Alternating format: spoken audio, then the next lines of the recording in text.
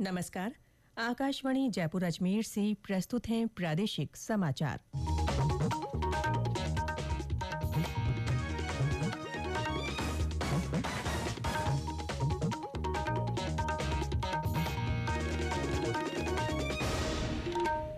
मुख्य समाचार। जल प्रबंधन और संरक्षण के बारे में जागरूकता पैदा करने के उद्देश्य से देश भर के 20 आकांक्षी जिलों और खंडों में आज से जल उत्सव का आयोजन। हनुमानगढ़ का संगरिया ब्लॉक भी शामिल। प्रदेश भर में चिकित्सा सुविधाओं को मजबूत बनाने के लिए सभी जिलों की जाएगी रैंकिंग। नए सिरे से मानक तैयार किए जाएंगे। राज्य में उपचुनाव वाले विधानसभा क्षेत्रों में संवेदनशील मतदान केंद्रों पर निर्वाचन विभाग का रहेगा विशेष फोकस। और प्रदेश में रात के तापमान में और कमी आने के साथ ही सर्दी के असर में मामूली बढ़ोतरी।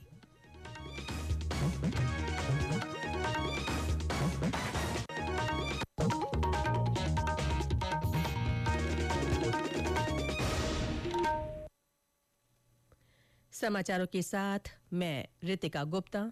और अब समाचार विस्तार से। नीति आयोग जल प्रबंधन और संरक्षण के बारे में जागरूकता पैदा करने के उद्देश्य से आज से 15 दिन का जल उत्सव शुरू कर रहा है। ये अभियान प्रधानमंत्री नरेंद्र मोदी के इस विचार से प्रेरित है कि नदी उत्सव की तर्ज पर जल उत्सव भी मनाया जाना चाहिए। श्री मोदी ने पिछले साल दिसंबर में आयोजित तीसरे सचिव सम्मेलन में ये बात कही थी। नीति आयोग ने कहा कि जल उत्सव 20 आकांक्षी जिलों और खंडों में मनाया जा रहा है। ये आयोजन राष्ट्रीय जल जीवन मिशन, पेयजल और स्वच्छता विभाग तथा जल शक्ति मंत्रालय के सहयोग से किया जा रहा है। 20 राज्यों में चलाए जाने वाले इस अभियान में जल संसाधनों के संरक्षण और सुरक्षा में सामुदायिक सहभागिता पर जोर दिया जाएगा। यह अभियान जल बंधन के साथ शुरू होगा। जल बंधन अनुष्ठान में जानी मानी हस्तियां और स्थानीय नेता जल स्रोतों पर पवित्र धागा बांधेंगे। वे अपने खंडों और जिलों में जल संपदा का तथ्य पत्र भी जारी करेंगे। देश भर से चयनित आशान्वित ब्लॉक की सूची में हनुमानगढ़ का संगरिया भी शामिल है। हमारी संवाददाता ने बताया कि उपखंड के बोलावाली गांव में जल उत्सव आयोजित किया जा रहा है। जल उत्सव में 6 नवंबर को जल उत्सव शपथ व शुभारंभ कार्यक्रम, 7 नवंबर को जल संपदाओं की देखभाल, 8 नवंबर को प्रत्येक ग्राम पंचायत पर जल संचय दिवस और 9 नवंबर को पंचायत समिति सभागार में जल उत्सव में अध्यापकों के योगदान पर कार्यक्रम होगा। 10 से 15 नवंबर तक जल उत्सव दौड़। जल उत्सव पर समस्त विद्यालयों में छात्रों का योगदान, पेयजल सीजर की रोकथाम का कार्यक्रम, लीकेज चिन्हीकरण कार्यक्रम, जल विभाजन प्रबंधन व वाटर शेड अंतर्गत जल संचय निधियों की सफाई कार्यक्रम का आयोजन किया जाएगा। मैना देवी, आकाशवाणी समाचार, हनुमानगढ़। प्रदेश भर में चिकित्सा और स्वास्थ्य सुविधाओं को मजबूत बनाने के लिए सभी जिलों की रैंकिंग की जाएगी। इसके लिए नए सिरे से मानक तैयार किए जाएंगे। चिकित्सा और स्वास्थ्य विभाग की प्रमुख शासन सचिव गायत्री राठौड़ ने कल स्वास्थ्य भवन में आयोजित समीक्षा बैठक में इस संबंध में निर्देश दिए। उन्होंने कहा कि जिलों को विभिन्न योजनाओं और स्वास्थ्य कार्यक्रमों के आधार पर निर्धारित मानकों की पालना सुनिश्चित करनी होगी। प्रदर्शन औसत स्तर से नीचे होने पर संबंधित अधिकारी और कार्मिक की जिम्मेदारी तय की जाएगी। श्रीमती राठौड़ ने कहा कि मुख्यमंत्री आयुष्मान आरोग्य योजना का प्रभावी क्रियान्वयन करते हुए ज्यादा से ज्यादा लोगों को इस योजना से जोड़ा जाना चाहिए। प्रमुख शासन सचिव ने आयुष्मान कार्ड वितरण के 100% लक्ष्य हासिल करने और नियमित रूप से आयुष्मान आरोग्य शिविर लगाने के निर्देश दिए। बैठक में मौसमी बीमारियों की भी समीक्षा की गई। चिकित्सा अधिकारियों को मौसमी बीमारियों के मामले में सतर्कता बरतने और जांच तथा उपचार की माकूल व्यवस्था बनाए रखने के निर्देश दिए गए। Rising Rajasthan global investment summit से पहले आज जयपुर में शिक्षा विभाग, कौशल और उद्यमिता विभाग तथा खेल एवं युवा मामलात विभाग की ओर से एजुकेशन प्री समिट आयोजित की जा रही है।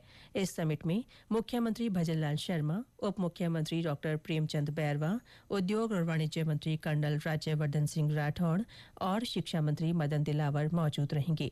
समिट में मुख्य रूप से शिक्षा के क्षेत्र में नवाचार और निवेश तथा डिजिटल तकनीकों के उपयोग पर चर्चा की जाएगी। इस बीच प्रदेश में निवेशकों को आमंत्रित करने के लिए सऊदी अरब गए राज्य सरकार के प्रतिनिधिमंडल ने कल विभिन्न कंपनियों से मुलाकात की। इससे पहले प्रतिनिधिमंडल ने राइजिंग राजस्थान सऊदी अरब इन्वेस्टर मीट में भी भाग लिया। उद्योग और वाणिज्य राज्य मंत्री के विश्नोई के नेतृत्व वाले प्रतिनिधिमंडल ने निवेशकों और व्यापारिक जगत के अधिकारियों से राजस्थान में निवेश की संभावनाएं तलाशने और व्यापार के नए अवसर बनाने का आग्रह किया। ये समाचार आकाशवाणी जयपुर अजमेर से प्रसारित किए जा रहे हैं। राज्य में उपचुनाव वाले विधानसभा क्षेत्रों में संवेदनशील मतदान केंद्रों पर निर्वाचन विभाग का विशेष फोकस रहेगा। चुनाव आयोग के उप निर्वाचन आयुक्त संजय कुमार और राज्य के मुख्य निर्वाचन अधिकारी नवीन महाजन ने कल 7 विधानसभा क्षेत्रों के जिला निर्वाचन अधिकारियों और पुलिस अधिकारियों के साथ वीडियो कॉन्फ्रेंस के माध्यम से बैठक कर चुनाव तैयारियों की समीक्षा की। श्री महाजन ने बताया कि मतदान केंद्रों से वेबकास्टिंग पर निर्वाचन विभाग विशेष ध्यान रखेगा ताकि मतदान प्रक्रिया में किसी भी तरह की रुकावट का तुरंत समाधान किया जा सके। उन्होंने बताया कि सभी विधानसभा क्षेत्रों में 10-10 आदर्श मतदान केंद्र तैयार किए जाएंगे। इन इको फ्रेंडली मतदान केंद्रों में प्लास्टिक से बनी किसी भी वस्तु का उपयोग नहीं किया जाएगा।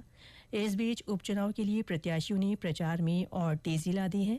विभिन्न राजनीतिक दलों के वरिष्ठ नेता अपने पार्टी प्रत्याशी के समर्थन में सभाएं कर रहे हैं।